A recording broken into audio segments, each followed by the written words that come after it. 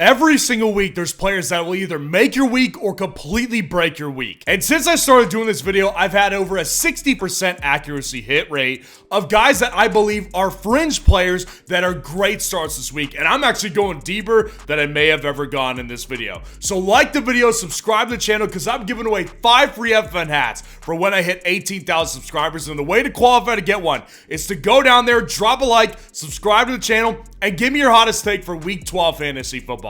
So getting into our first running back right here, I've had my issues with this particular guy of recent memory. I was big on him to start the year, but since he's been injured, I've been kind of off of Brian Robinson Jr. over the last several weeks. If you actually look back to week 5, week 4 was his last fully healthy game as a Washington Commander running back, and then it started to pop up with injuries, hamstring injuries, knee injuries, things of lower body nature. And since week 5, he's only had one game with more than 50% of the total snaps logged in a single game. So he's been in on less than 50% of the snaps logged every single game since he's been active since week 5, except for one. That's just not good enough to typically remain fantasy football successful. But over the time that he's been able to do that, he's had a rushing touchdown is almost a near lock with Brian Robinson Jr. at this point, and it's actually incredible to watch. It's so fun because this guy has 7 rushing touchdowns in 8 games this year. He has been so good at the goal line, and that's because Jaden Daniels is good enough to get them down there. But since he's a running quarterback who is smaller, he's not like Josh Allen or Jalen Hurts. He doesn't take goal line opportunities. That's all there for Brian Robinson Jr. And that's why he's been capitalizing on so many this year. And even last week, I actually kind of considered him a borderline must-sit. He still did well in fantasy football. He got in the end zone against a very tough Philadelphia Eagles defense. He was still able to make it happen, but this guy has just been that good. And this week, he gets the matchup that I love. Dallas Cowboys, 28th versus the running back position in fantasy. That team is a disgrace. That defense is a disgrace. They just got ripped apart by Joe Mixon, and they're going to continue to get ripped apart because, honestly, I don't think the Cowboys are playing for much other than a potential shot at the #1 seed. I believe that's true, and I believe Brian Robinson Jr. will take full advantage of it. And honestly, I could even see him get in the end zone twice this week. Even if he doesn't get more than 60% of the snaps, I think he'll be really efficient on about 15 to 18 carries and potentially get in the end zone twice in this game. Going down to our wide receiver start of the week right here, one of them at least.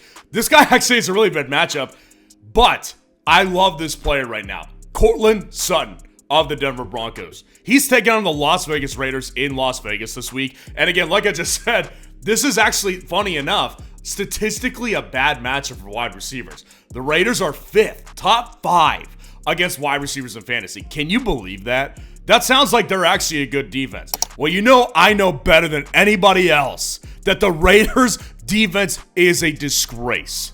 A total disgrace. You know why they're 5th versus wide receivers? Because you can run all over that team.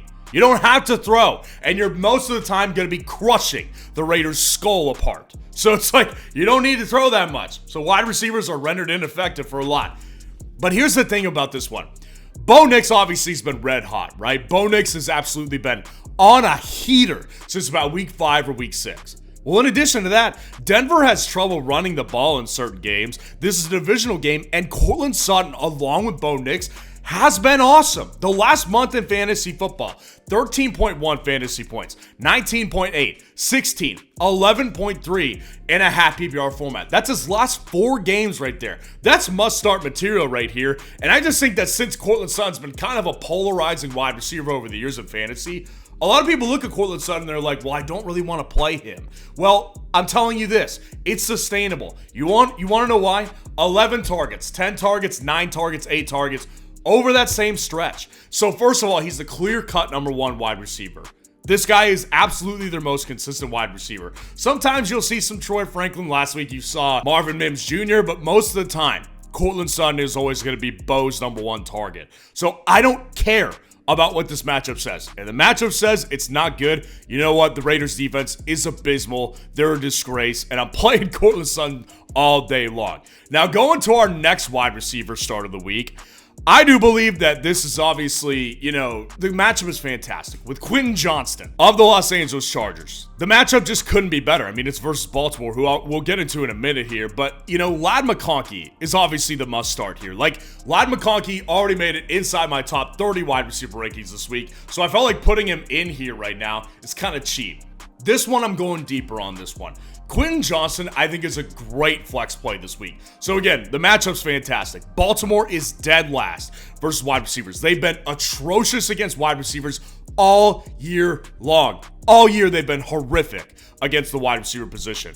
Quentin Johnston, I just want people to know this, because people have been talking about him as if you can play him. Listen to this. He's had 6 touchdowns in 8 games this year. Remember, he's missed a couple games with an injury that he had for a couple weeks. And he's had 3 touchdowns in the last 3 games, 1 in each one. So at this point, he's kind of been a touchdown lock. His role has mostly been as a deep threat / red zone option for Justin Herbert in the Los Angeles Chargers offense. But something happened in that Week 11 matchup on Sunday night versus Cincinnati Bengals that I believe is potentially game-changing.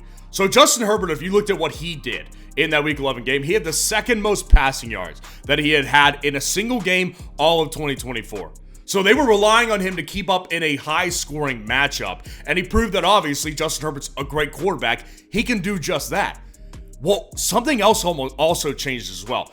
Quentin Johnston had 8 targets in that game. Now, he didn't capitalize on anything but 2 of them. So that is an issue to watch out for, and that's why this is a deeper play, and it's not a clear-cut must start. You have to play him over A.J. Brown. I'm not saying anything like that, but this is a vast contrast, the 8 targets that he just got from his last 4 games. As you can see on the screen, he's usually getting 4, 5, at most 6 targets in a particular game. No, he had 8 targets in a matchup that they had to match the Bengals in points, and I believe this one very possible could be a similar type of game script here against the Baltimore Ravens. Obviously, he gets the matchup versus Baltimore here.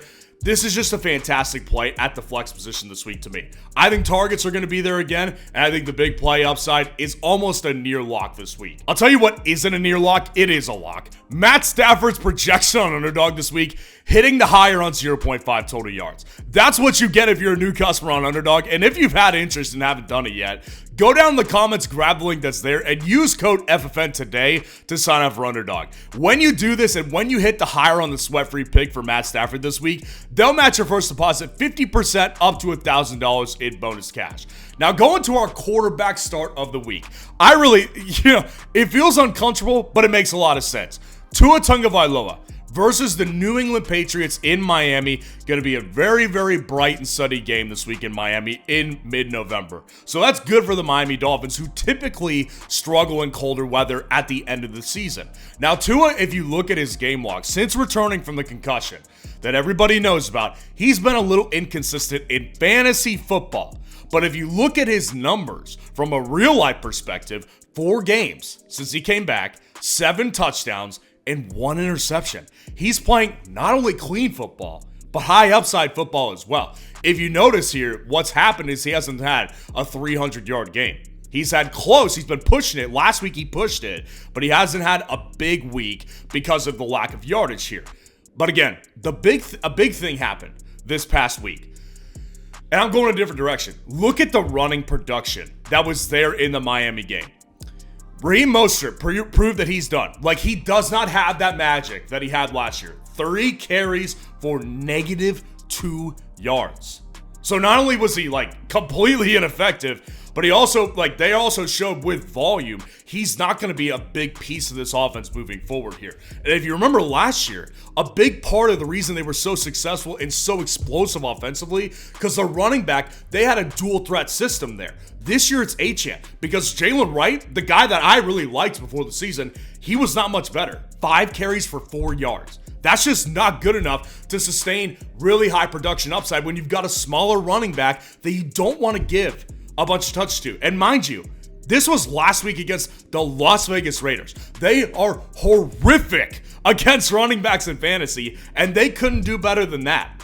Again, with a smaller running back like Achane, they don't want him handling 20-plus carries on the ground. 17 carries last week and 4 receptions. They don't want this to become a regular thing. So what's going to happen this week, I believe, is Tua is going to sling it this weekend in great weather in Miami versus New England, who is 18th versus the quarterback position. If you don't have a top 5, a top 10 quarterback, I think that he's going to be a really great stream, especially if you've got somebody like a Josh Allen or a Joe Burrow who is currently on the bye week this week. And our tight end start of the week, I've got Dallas Goedert this week. Dallas Goedert at the Los Angeles Rams. Listen, Dallas Goedert's kind of in a gray area right now, right? Dallas Goedert, nobody views him as a top tier tight end in fantasy this year. While simultaneously, he's actually done really well on a per game basis when he's been available. He's at 8.6 fantasy points per game in a half PPR format, and that has him at number 8 at the tight end position in fantasy points per game. Obviously, tight end is tough to figure out, right? I'm not going to tell you Brock Bowers is a must start or George Kittle's a must start. You already know that. The point of this video right here is to give you some more flexible guys. There may be a lot of just fringe guys that you don't have tons of confidence in.